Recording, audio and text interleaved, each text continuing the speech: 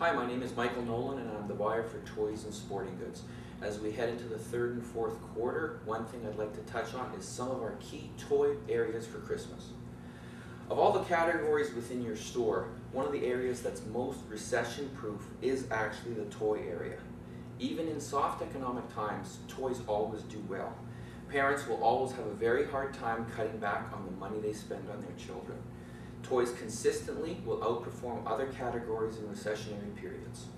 In fact, some toy categories actually show growth during these time frames.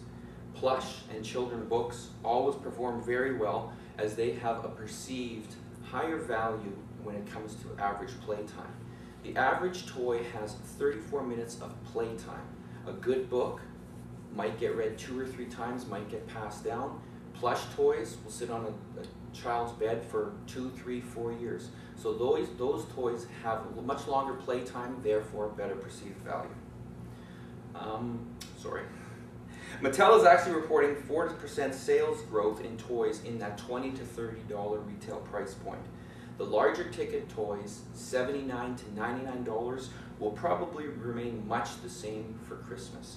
The reason for that is those higher priced toys are actually a child's first pick as their big Christmas toy, and a parent will still do everything they can to get their child that big gift.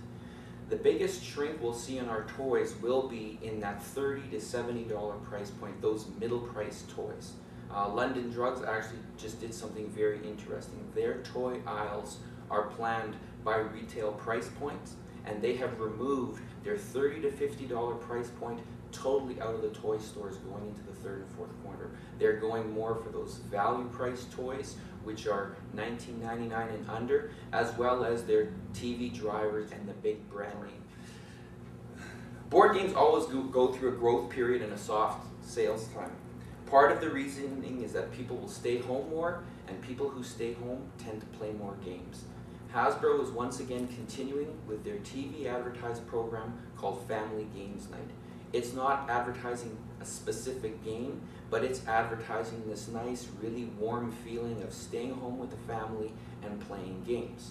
They're tying in with that promotion a $10 off coupon on 2.1 million boxes of cereals from Kellogg's.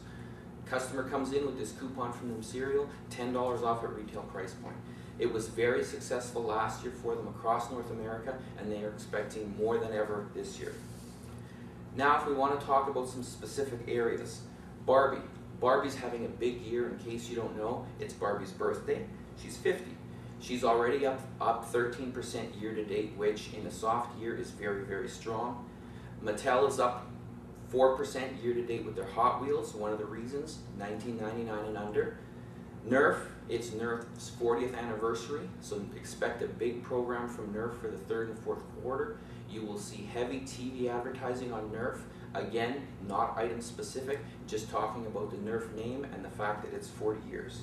And a new introduction, actually it's not new, Strawberry Shortcake is coming back. Strawberry Shortcake should be very strong because what happens is mothers who are 32 to 42, they remember playing with Strawberry Shortcake, and it's just a revisit to an old favorite. Key movies. Movies are a key driver for toys, and yes, it's big in boys' action toys. 2 biggest ones this year, G.I. Joe Rise of the Cobra. It's an August release date. Boys love playing with guns. Boys love pretending they're soldiers. Boys love combat. G.I. Joe will be big. It is actually a comic book that has been turned into a real-life movie. I've seen the trailers and it looks good. Transformers, Revenge of the Fallen, June release date. It actually releases tonight. Transformers will be, without a doubt, the #1 boys property for 2009. Last year, Transformers was 21% of the entire ring at the till of the boys action toys category. Transformers, Revenge of the Fallen, the biggest, most smash-mouth movie of the summer, has arrived, and trying to avoid it will be like trying to get out of the way of a 20-car robar pileup on the highway. This movie, which opens tonight, has everything needed to bring people to the theater. It has all the ingredients of a classic male movie. 1, it's got the battle between good and evil, which is a basic movie theme that boys love. 2, it has a very attractive young lady in Megan Fox. 3, a crazy amount of action scenes and crashes, and 4, a great soundtrack. Early expectations are that this movie could go well past $100 million on opening weekend. That will greatly increase the demand of all the toys starting Monday morning. Both movies will have pre-Christmas release dates. This will drive boys to the toy aisles in droves. According to my son, who's 13, the trailers that he's seen for Transformers so far are totally stupid. That is a very cool word, I guess. How big will Transformers be? If I were spending $100 more for goods for my store, I'd spend 40 of it in Transformers. That's how big it's going to be. Our direct toy import offerings from both Hasbro and Mattel offer you some additional margin and also product that you may not otherwise have access to due to the high minimum order quantities. A lot of the minimum order quantities from the Orient have changed. Some are now as high as 1,200 per piece. So there's fewer and fewer people who can actually buy those direct import items. That means you having them on your store shelf should give you a little bit of a competitive advantage. Lego, always huge fourth quarter. When you look at Lego, there's really 5 key categories. Number 1 is Star Wars. Number 2 is Bionicles. Number 3, Lego City. Number 4, Lego Creator.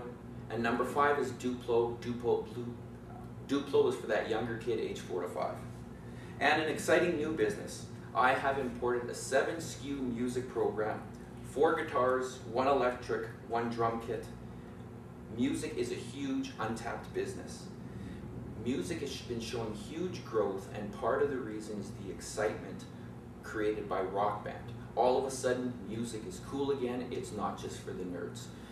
The program starts with a full-size acoustic guitar down to a student guitar. As well, perhaps the most exciting piece is a child's electric guitar. It runs on batteries, it has a built-in amplifier, and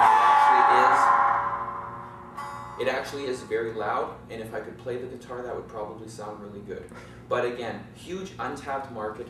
Being able to do it as an import program, huge advantage, because previously we could only do it domestically and the price was really not very competitive for us to do. That's about my wind-up for now. Thank you very much.